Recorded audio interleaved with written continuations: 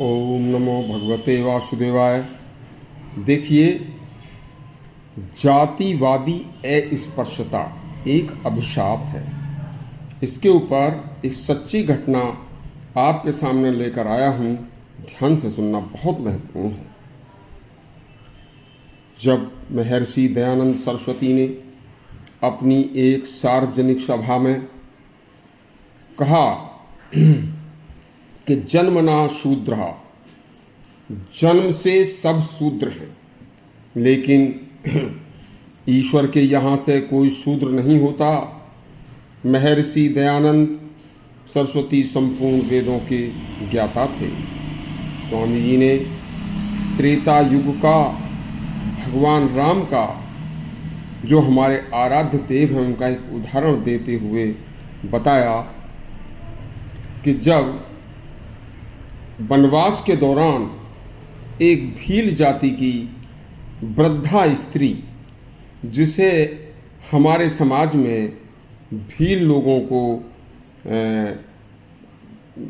अस्पर्श या शूद्र माना जाता है, तो उनके उस वृद्ध स्त्री के, उस भीलनी स्त्री के झूठे बेरों को कितने प्यार से खाया था, कितने प्रेम से खाया था। तो देखिए, जब हमारे भगवान राम ने कभी शूद्र या किसी को अस्पर्श नहीं माना, तो हमें भी उनके चरित्र को अपनाते हुए किसी को शूद्र या अस्पर्श नहीं मानना चाहिए। देखिए, आज हम उस भीलनी स्त्री की कथा को अनसुनी कर देते हैं। आज बड़े बड़े कथावाचक काफ़ी मोटी मोटी रकम लेकर रामचरित्र मानस की कथाएं सुनाते फिरते हैं, और हम सभी भारी संख्या में जाकर कथा सुनते हैं। तो कथावाचकों को भी चाहिए कि इस बात पर जोर देकर कहें कि अछूत कोई नहीं है, शूद्र कोई नहीं है।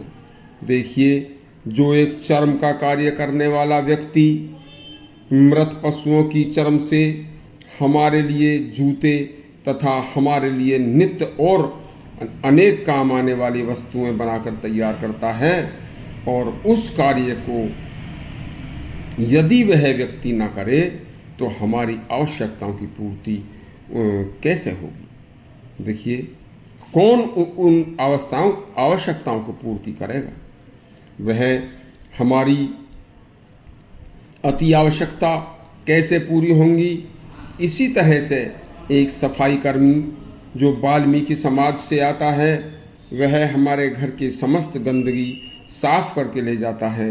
यदि इस गंदगी को सफाई करने वाले इस कार्य को वह न करता, तो जरा सोचिए कि घर में गंदगी का क्या आलम होता।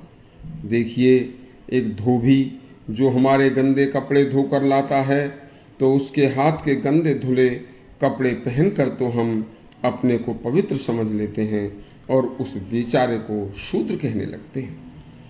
देखिए, मनुष्य जितने बार भी शौच जाता है, उतने ही बार लैट्रीन धोते समय उसके हाथ गंदगी में सन जाते हैं, और वह उन हाथों को धोकर राख से, मिट्टी से, साबुन से पवित्र मान लेता है।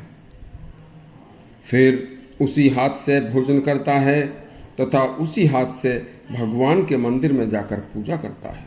तो जरा सोचिए कि वह एक चर्मकार, जिसने हमारे लिए जूते से लेकर अनेक उपयोग के कार्य किए, उपयोगी वस्तुएं बनाकर दी, वह एक वाल्मीकि समाज का सफाई कर्मी, जिसने तुम्हारे लिए पूरे मोहल्ले की गंदगी को दूर कर और अपने अपने कार्यों से सब निवृत्त होकर, जब वह नहा धोकर स्वच्छ होकर धुले वस्त्र पहनकर हमारे पास आते हैं, तो वह कैसे अछूत रह जाते हैं। देखिए, वह शुद्ध, जब तुम अपने गंदे हाथ धोकर शुद्ध हो सकते हो, तो वह नहा धोकर शुद्ध नहीं हो सकता। उसे मंदिर जाने का हक कैसे नहीं रहता। हम स्वयं अपने लैट्रीन से सने हाथ धोकर अपने को शुद्ध मान लेते हैं, और वह बेचारा आपके लिए कठिन कार्य करने वाला अछूत ही रह जाता है। यह बहुत अन्याय है। देखिए, इस अछूत व अस्पृश्यता को दूर करने के लिए भगवान राम, भगवान श्री कृष्ण से लेकर महर्षि दयानंद सरस्वती, राजा राम मोहन राय, राष्ट्रपिता महात्मा गांधी, संत कबीर आदि अनेक दिव्य आत्माओं ने काफी कुछ कहा है। हमारियों को इन महापुरुषों के आदेशों का पालन करते हुए शूद्र जैसी बात दिमाग से निकालकर तथा अस्पृश्यता जैसी बुराई का त्याग करके अपने समस्त हिंदू आर्यों को गले लगाकर अपना भाई समझना चाहिए। इसी में देश का कल्याण है और आर्य जाति का कल्याण है। देश में तेजी से फैली ईसाइयत, क्रिश्चियन, इस्लाम आदि के फैलने के कारण भी यह हमारी अछूत व अस्पृश्यता जैसी सोच ही थी।